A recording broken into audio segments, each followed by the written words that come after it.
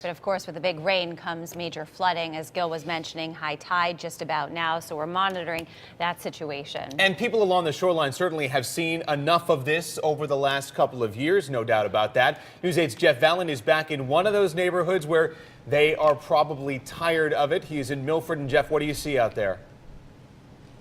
Well, kind of a familiar situation here to what we've seen in years past at some of these really heavy storms. As we look, we are in Milford, right on Bayshore Drive at Calf Pen Meadow Creek, looking out toward the Sound. And it's too dark to really see it, especially on camera, but I can tell you that the waves are coming in very hard here. High tide has already begun along the Connecticut shoreline and will continue, depending on where you are, between now and just a few minutes before 6 this morning.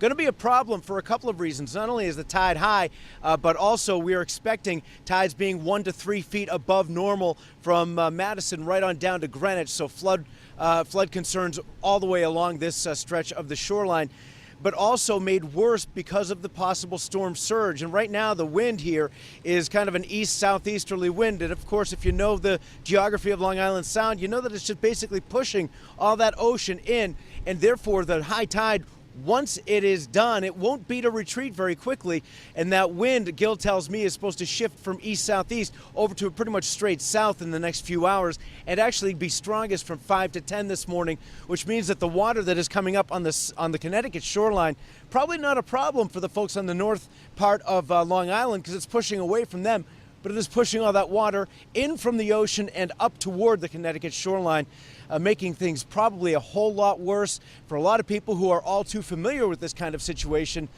but wish they weren't. Live in Milford, Jeff Valin, News 8.